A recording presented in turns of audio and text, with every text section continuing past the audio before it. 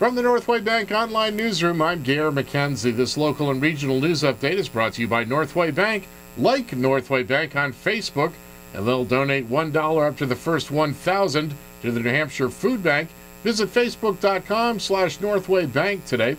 Northway Bank with 17 locations throughout New Hampshire. The people you know, the bank you trust. Member FDIC, equal housing lender. Here's the news. Conway Town Clerk Rhoda Quint says just more than 1,600 of about 6,000 registered voters in Conway turned out to vote yesterday. Here are the comments of some voters. School budget is my big area, special ed especially, because you want all the kids to continue to get their money in art programs, not to lose their money. So anything to do with the school budget. My son's autistic, yep. And they want to take away from special ed, and they don't want to take away from it, but they have to cut somewhere. It's very expensive, and I know that, but they can still be contributive members of society. You just have to give them a shot. There's no reason that we can't be advocates for them. The biggest issue right now, I think, is the budget committee, whether we keep it or we turn it into an advisory type committee. I think that's probably the biggest thing, because that controls a lot of stuff. I see the good, and I also see the bad. I'm still not convinced which way to go. So I think the Blue Loon bus is a good thing. I'm not sure how many people use it. Maybe they're not getting the right publicity out there for it. I think that's one thing that I'll vote for. Stacy Sand and Michael DiGregorio were elected selectmen, David Doherty, police commissioner, Quint as town clerk tax collector, Thomas Steele, town moderator, Eric Porter and Stephen Hartman, planning board, Maureen Seavey, Peter Donahoe, Michael Fougere, and Steve Steiner to the budget committee, Linda Fox Phillips, Barbara Douglas, and Colleen Hill, library trustees, Denise Layton, checklist supervisor, and William Riley as trust fund trustee.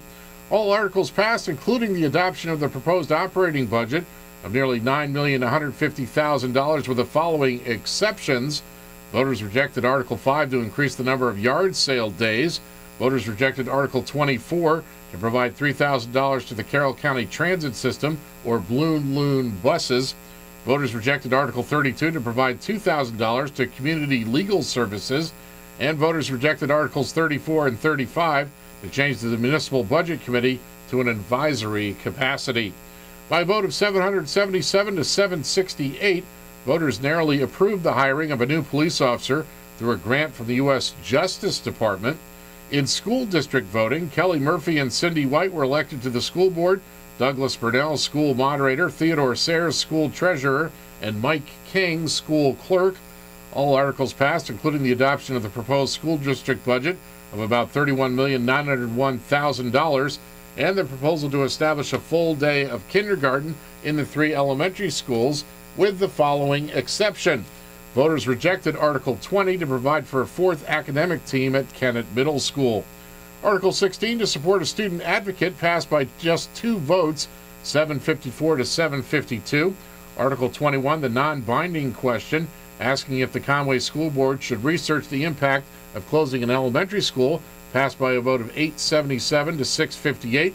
Again, all results should be considered unofficial until certified by the Conway Town Clerk. In Maine news, what's billed as the state's largest construction trade show is getting underway at the Augusta Civic Center. The Construction Expo of Maine runs today and tomorrow. This year's show includes more than 170 exhibitors inside the Civic Center auditorium and outside in the parking lot. The Expo's host is the Maine chapter of the National Association of Women in Construction. Proceeds from the Expo will fund scholarships for Maine students pursuing construction-related fields of study. In sports, despite shooting a season-high 50 shots on goal, the Manchester Monarchs lost 4-1 to the Worcester Sharks in Massachusetts last night. The Monarchs are now tied with the Portland Pirates for 2nd place in the Atlantic Division. The Monarchs travel to Connecticut to take on the Whale Friday night.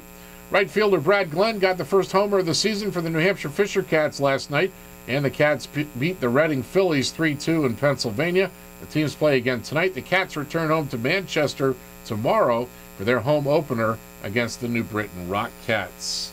Paul Pierce scored 27, Kevin Garnett added 24 and 9 boards, and the Celtics held off the Miami Heat 115 to 107 last night. The Toronto Blue Jays beat the Boston Red Sox 7-3 last night. Kyle Drabeck won for the first time since June, and Edwin Encarnacion homered. Drabeck struggled in 2 starts against Boston last season, allowing 12 runs and 15 hits. and taking the loss in a 14-1 home defeat June 12th, his last start before being demoted to Triple-A. Major League Soccer has fined and suspended New England midfielder Shari Joseph for 1 game. The league penalized Joseph yesterday for his scissors tackle from behind of Dallas's Ricardo Villar Thursday. He'll miss New England's game against DC United on Saturday. In the weather today, cloudy, a chance of rain showers with a slight chance of snow showers this morning. Then a chance of rain showers this afternoon, highs in the lower 50s. Light winds becoming northeast around 10 miles per hour this afternoon. Cloudy with a chance of rain showers tonight, a chance of snow showers after midnight, lows in the mid-30s, and a chance of snow showers in the morning Thursday. Cloudy with a chance of rain showers, highs in the lower 50s. From the Northway Bank Online Newsroom, I'm Gare McKenzie.